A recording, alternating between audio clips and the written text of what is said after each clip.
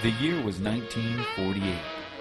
Jazz and big band music was drawing swing dancers into clubs and dance halls throughout the nation. The upbeat sounds of Benny Goodman, Duke Ellington, and Count Basie filled the airwaves. It's the year Truman won an upset victory over Thomas Dewey in the presidential election. Folks were tuning in to watch the Howdy Doody show, even though by this time only 1 in 10 Americans had seen a television set. At the pumps, gas cost just 26 cents a gallon. A minimum wage worker was earning a modest 40 cents an hour. In sports, the Cleveland Indians beat the Boston Red Sox to win the World Series. It was the last time to date that the Cleveland franchise has claimed that honor. Also in 1948, baseball fans mourned the death of Yankee great Babe Ruth. The loss would mark the end of an era. But some 200 miles away, in the lush green community of Loyalsock, a new era was beginning.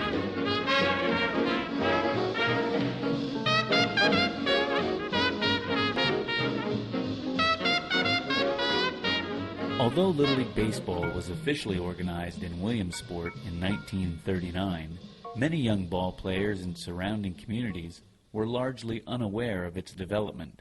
Prior to the establishment of the Loyalsock Little League, local boys were enjoying the game of baseball when, where, and however they could. Okay, I knew really nothing about Little League because I was really too young to know anything about it until Loyalsock started. And our backyard turned into dirt home plate, dirt pitching mound, dirt first, second, third base. There was no organization. Yeah, we used to play right out there at Mr. Tebbs's field out here in 4 Mile Drive on Northway Road. Everything over 4 Mile Drive was a home run. All right. Oh, I was probably 8 or 9 years old when I first started playing sandlot ball. There's also a couple fields, open fields nearby, where we got 4 or 5 kids and set our own rules up.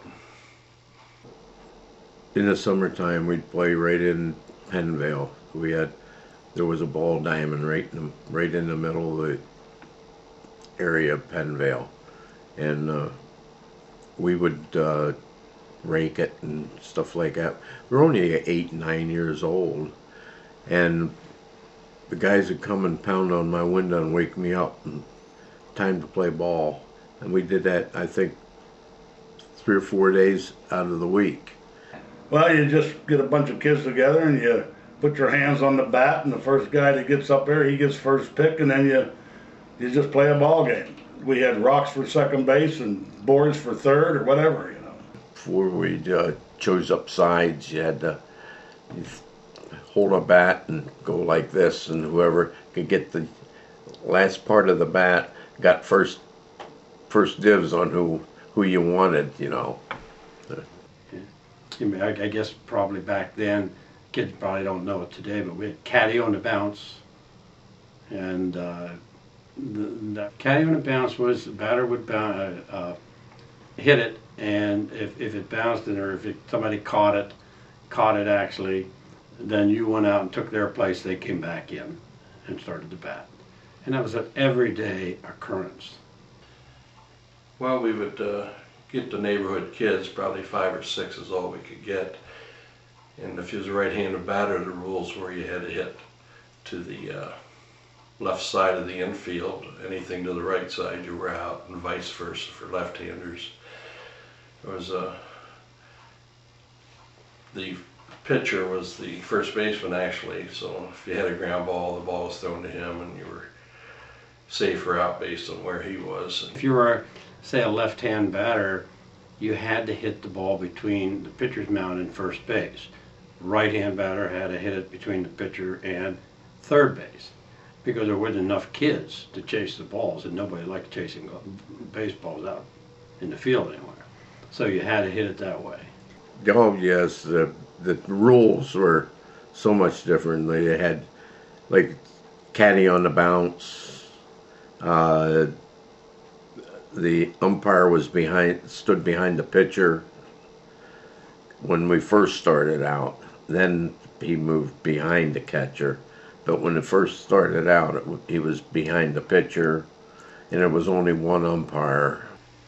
I used to go up to Bowman Field to get bats. They were broken, and then we'd nail them together and wrap them with black electrician tape, friction tape, and the balls that were fouled off laying outside Bowman Field, we'd get them and take the covers off and wrap them in friction tape as well. And that was our bats and balls. Very few gloves. We had no gloves practically. It was just bare hand. Don't mean a thing if it ain't got that swing. With the sport of youth baseball gaining an increasing interest among boys and adults, the time had come for an organized league. In 1948, a group of men led by John Vance established the Loyalsock Little League. For local ball players, the change was a dramatic one.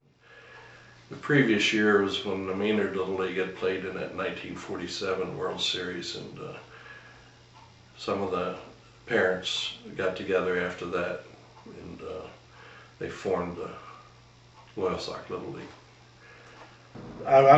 We were playing a base pickup game out in our backyard out here on Northway Road, and Mr. Vance stopped, and he wanted to know if I wanted to play in a regular Little League game. I said, sure. They announced it at grade school that there was going to be a Little League start up. We had first practices at Beck School. I can still remember it was almost dark, and we'd still be playing there at Beck School, throwing the ball around and that. Then we eventually moved over to Pennvale. In the center of Pennvale, there was like a sandlot baseball field in the center. It was just a dirt field, grass field, and there was no fence, there was no backstop, there was nothing. It was just 4 bases and a pitcher's mound. We played our first couple games in the middle of Pennvale because St. Anne's Field wasn't done yet. We had a hard time getting enough kids to make 4 ball clubs. And they took us to Pennvale, called everybody to Pennvale on a certain date, and that's where we practiced, and they selected the teams from the players there. East End Dairy was our sponsor. Well, yeah, my sponsor was Syntex. I played for Johnson's Motors. I think they had a dealership up on 3rd Street.